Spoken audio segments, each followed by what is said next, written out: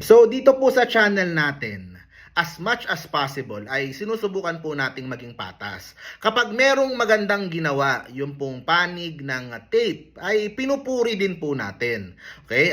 Kasi po, nitong mga huling araw ay nilabas po natin dito sa vlog. Actually, ako yung naglabas nun. Yung pong mga issues pagdating po sa labor ng mga dating empleyado ng tape na ngayon po ay nasa TVJ na. So, naglabas po ng video yung pong Tape EV Defender kung saan nakausap niya si Attorney Maggie at sinabi po niya, simulan natin sa magandang balita, okay? Kasi ito din naman yung concern ko dun sa video ko kahapon. Yun daw pong karamihan sa mga empleyado ng tape naiwan, yung hindi umalis sa papuntang TVJ. Marami daw po doon, lalo na yung mga matatagal na, ay mga na-regularize na. Okay? So, sa akin po, good news po yan. Kasi po, wala naman silang kinalaman dito sa awayan dito. Gusto lang po natin maibigay kung ano po yung tama sa kanila. So, meron na daw mga holiday pay, yung mga ganun. Sana po yung 13th month. Yun ang hinihintay kong masabi. Sana yung mga lahat na yon maibigay na dahil po sila po ay na-regularize na. Kaya napag-usapan din naman natin yan. Sabi ko din naman, maganda din naman yung gustong gawin ng mga halusos na i-professionalize at lagyan ng HR.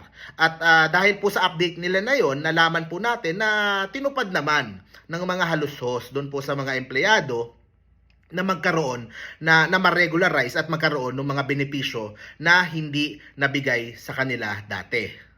Okay? So, yun po. Sa akin, ano yun, maraming salamat. Maraming salamat. Kasi nga po, dapat labas sa issue na to parate. Yung pong mga ordinaryong manggagawa at ordinaryong mga staff na nasa likod ng camera. Okay? So, ayun. So, maganda po yun. Ito po yun. Okay? Ang lumabas ay parang sinisisi nila doon po sa dating management kung bakit daw hindi nabigay yung pong mga benepisyo na yon. Okay? Wala silang sinabing pangalan din. Ako din, di ba sinabi ko din, ayoko na sanang balikan, ayoko na magturuan. Sinasabi nila na yung iba daw na may kasalanan doon sa, dahil hindi sa pagtanggap ng benepisyo, kasama daw lumipat sa TVJ. Kung ano ibig sabihin? So, bakit nyo kami sisisihin sa tape? Yung may kasalanan kung bakit hindi kayo na regularize o hindi nyo natanggap yung mga iba yung iba yung mga benepisyo, yung may kasalanan diyan, so, sumamang lumipat diyan sa inyo. So sila sisihin nyo dyan, wag kami dito. So parang ganun yung lumalabas doon sa video.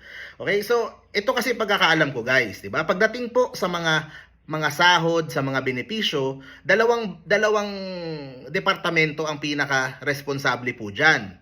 Accounting department, tsaka yung pinaka-management, yung pinaka-head, pinaka-presidente, yung talagang overall in charge, di ba? Yung dalawang yan ang pinaka-responsable. Kasi the rest naman, yung mga creatives, yung mga, di ba? Yung mga artista, yung mga, di ba? Wala silang diyan, hindi nila trabaho 'yan. Ang may trabaho talaga diyan pagdating sa mga kaltas, pagdating sa mga bonus, sa benefits, yung dalawang 'yon plus HR. Walang HR nga, 'di ba? So hindi kasama sa sitwasyong 'to. Pagkakaalam ko, walang sumama mula sa accounting, mula sa tape papunta sa TVJ. Yun yung pagkakaalam ko, I could be wrong. Pero yun nga, wala sa accounting. Okay? Pangalawa, sa top management, wala din. Kasi ang tape naman, dalawang president, vice president. Hindi naman yan kasamang lumipat dito sa TVJ. So yung dalawang yon ang responsable pagdating po sa mga problema nitong mga empleyado ng tape na nasa TVJ na ngayon. So hindi po sa mga lumipat, wala po sa mga lumipat ang responsable doon po sa mga pagkukulang na yon. Kasi ang mga lumipat mostly sa creatives, yung mga cameraman, yung mga scriptwriter, yung mga staff, yung mga naghahanap ng contestants. So yun po ang mga mostly lumipat sa TVJ, hindi po sa accounting department. Okay? Kung sa accounting department, mas alam nun kung ano yung mga nangyayari lahat, mas masasagot. So kaso yun nga hindi. So like I said doon sa video ko, kaya ko din po sinabi na ayoko na ding magtuturuan pa, magano pa kasi po maraming makakalkal, maraming maapektuhan na ayaw na sana nating maapektuhan pa. Kasi magkakaturuan eh. Ikaw may kasalanan, ikaw may pero ang masasabi ko lang po talaga sa mga lumipat papunta sa TVJ, hindi sila ang responsable doon. Okay, yun lang po ang masasabi ko pagdating po doon sa statement ni Tape EB Defender. Okay, pero yun nga, like I said, good news, at least nalaman natin na yung mga dating kasamahan nitong mga empleyado na to, yung naiwan sa tape, ay naayos na yung mga benepisyo. So magandang balita po yan. Okay, so ang sinabi din nila, wala pa daw silang natatanggap na any complaint from NLRC or DOLE kasi sa SENA sila nag-submit. So, mediation kasi sa umpisa naman talaga. Mediation muna, subukan munang makapag-ayos, kaso hindi nakapag-settle yung tape. No settlement was arrived kasi daw, ang mga nagrereklamo daw ay mga talents at hindi regular employees.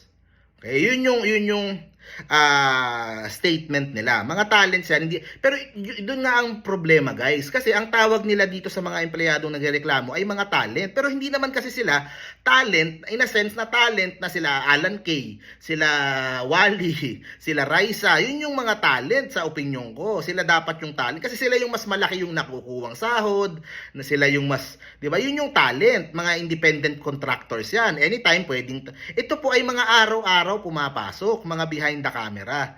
At pero ang trato nila ay talent para po siguro baka makatipid, makaiwas sa ilang mga benepisyo na dapat natatanggap nila. Yung iba diyan 5 years na, iba 10 years. Pero considered pa rin sila as talent, pero araw-araw sila pumapasok. 'Di ba? So naaabuso po talaga. At like I said, hindi naman to unique sa tape. Maski sa GMA7 problema 'yan kasi yung mga empleyado nagaano na hindi pa sila regular. So, buong industriya po problema tong pinag-uusapan natin dito. Okay, so pero sa akin lang, yun nga hindi yung sinabi nila, hindi naman mga regular employees yan, mga talents yan. Kasi kaso kumbaga parang unfair doon po sa mga empleyado na umalis, 'di ba? Na galing sa tape kasi hindi naman sila talent na artista eh. Kumbaga sila yung regular staff na pumapasok araw-araw na dapat sana nakukuha yung mga benefits nila. Hindi yan parang artista na malaki na yung sahod, 'di ba?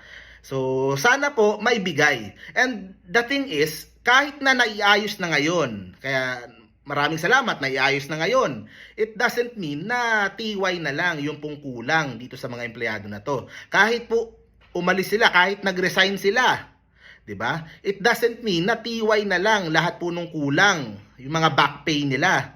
Hindi po ganoon ang batas po natin. Kahit nag-resign ka, 'di ba? Sila naman po ay maayos nag-resign, nag-submit sila ng resignation letter. Talent lang, hindi nga sila regular dapat mas madali mag-resign, 'di ba? Wala silang nakuha na mga separation pay kasi sila nga nag-resign, 'di ba? Tsaka mga talent sila, hindi sila regular. Pero yung pong mga kulang na benepisyo dapat pong ibigay. At ang isang hindi na-address din is yung mga kakulangan daw sa mga hulog. Okay? Meron daw mga benepisyo na nakaltas pero hindi nahulog sa ahensya ng gobyerno. So, yun yung isang part na hindi na-address nila. Pero maraming salamat na din. Si Attorney Maggie, ano naman yan? Maayos naman yan. At nasasagot naman niya karamihan po ng mga tanong po natin. At least yung concern natin pagdating sa mga empleyado ng TIP ay naayos na. Sa akin po, medyo mabagal lang kasi yung takbo nitong labor case na ito. Yun nga, nababagalan nga ako. Nandoon pa. Hindi ko alam kung nasa na yung papeles alamin po natin. Pero sana nga, wag nang paabutin. Yun nga ang punto natin, wag nang paabutin pa sa kaso-kaso, sa ano. Sa akin, ibigay na yung kulang. 'Di ba? Ibigay na yung kulang dito sa mga empleyado na to. Baka kung masama loob nila kasi sumama sa TVJ. 'Di ba? Syempre po intindihin natin yung mga taong ito na syempre desisyon nila kung saan sila mas makakabuti para sa career nila. Nagsilbi din naman po sila ng matagal sa tape at nakatulong naman po sila sa tape. So yung mga kulang sana na benepisyo, 'di ba? Maibigay na. Kasi mas kailangan po nila. Hindi po ito parang artista na kahit ma-delay, 'di ba si Bossing, kahit ma-delay yung kay Bossing, mayaman na si Bossing, 'di ba? Itong mga empleyado na to, mga ordinaryo, mga kailangan nila yan sa pamilya nila, pang tuition ng anak nila, pambayad sa bahay, kuryente. So sana po wag nang umabot sa korte pa, masettle na ng maayos. At hindi porket hindi sila na-regularize ay hindi ganun yung value nila dun. Kasi actually ang batas pag tinignan, kahit hindi mo ni-regularize pero makita ng NLRC, makita ng labor, 5 taon na nagtatrabaho sa iyo to araw-araw. Hindi mo lang nire-regularize pero parang gano'n na din 'yan. So, eventually, doon din naman papunta. Ibibigay at ibibigay din po sa kanila yung kulang na benepisyo. Huwag na natin sanang paabutin doon. Ma-settle na. Di ba? Once and for all. Labas naman sila doon sa issue eh. So, yun lang. Yun lang naman po yung mensahe po natin dito. Like I said, open po tayo sa lahat ng panig at nireport po natin, pasalamatan natin yung tape dahil inayos nila yung pong sa mga naiwang empleyado. At hopefully lahat meron ng 13th month, meron ng ano. So sana po naayos na dyan nga sa lahat. So maraming salamat. Maraming salamat at tinupad naman nila yung sabi nilang gagawin nila na i-professionalize yung pong HR ng tape. Okay, so thank you very much po. See you po sa next video po natin. Bye mga Dabarkads.